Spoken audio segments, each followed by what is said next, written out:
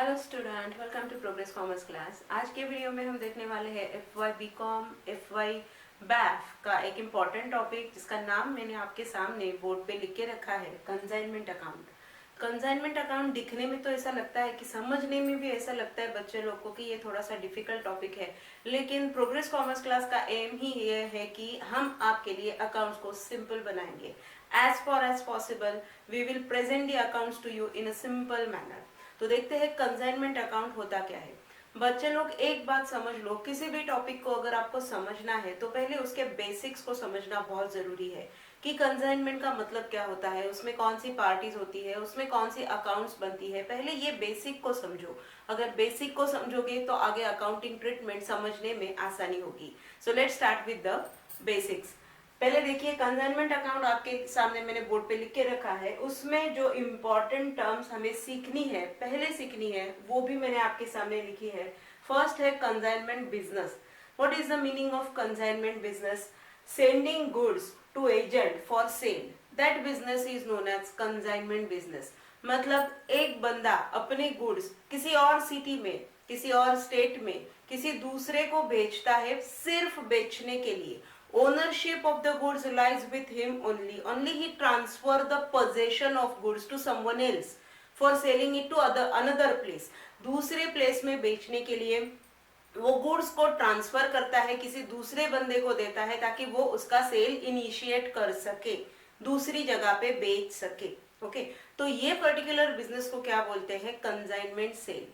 when one person send his goods to the another person only for sale. Okay, so the another person is known as agent. और जो goods भेज रहा है उसको क्या बोलते हैं? सिंपल लैंग्वेज में उसको बोलते हैं प्रिंसिपल। Okay, principal. लेकिन ये पर्टिकुलर टॉपिक में उसको बोलते हैं कंसाइनर। ओके, कंसाइनमेंट बिजनेस का मतलब मैंने आपको समझाया, a business where the goods are send by one person to another person for sale. Sell करने के लिए जब एक बंदा दूसरे को गुड्स भेजता है तो वो बिजनेस को बोलते हैं कंसाइनमेंट बिजनेस। उसमें दो इंपॉर्टेंट टर्म्स है। फर्स्ट वाली टर्म है कंसाइनर और दूसरी है consignee. Consignor is nothing but principal. Okay, consignor कौन होता है? Principal. Means the person who send goods to agent for sale, in short he is a principal.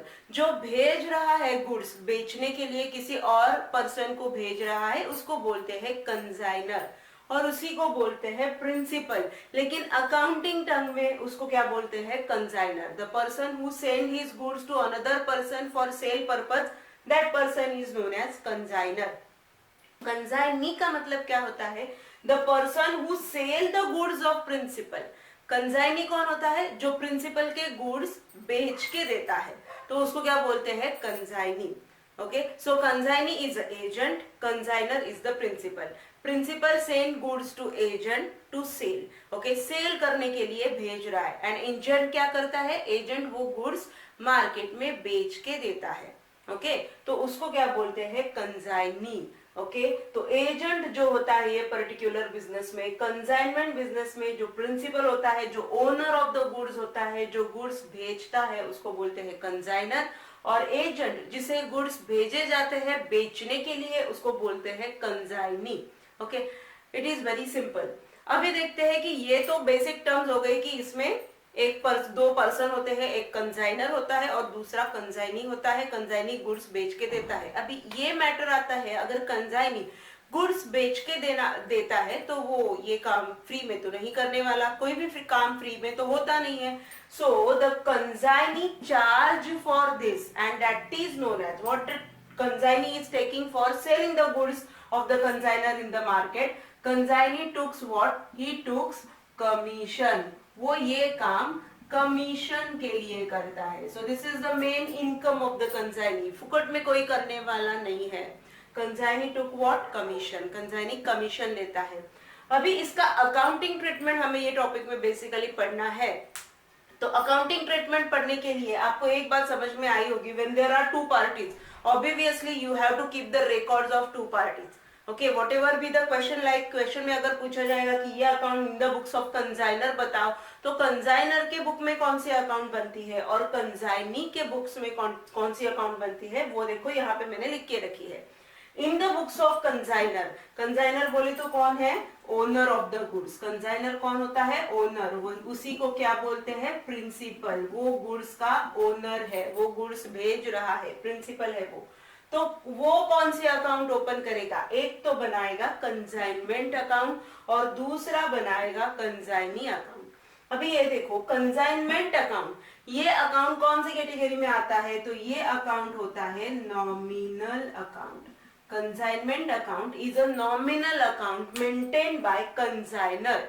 Okay, consignor कौन सा अकाउंट मेंटेन करेगा, consignment account which is a nominal account. Particularly nominal, एक बार मैंने word use किया तो nominal account से आपको समझ में आया होगा, ये पर्टिकुलर कंजाइनमेंट बिजनेस में जितना भी प्रॉफिट हुआ है या लॉस हुआ है वो पता करने के लिए पर्टिकुलर अकाउंट बनाया जाता है।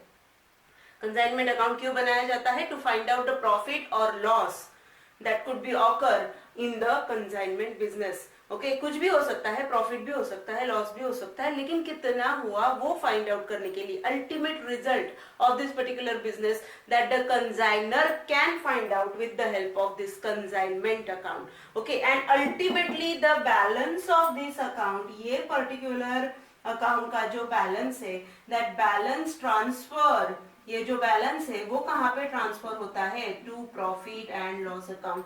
ये इसका जो बैलेंस होता है वो ultimately profit and loss account में ट्रांसफर होता है।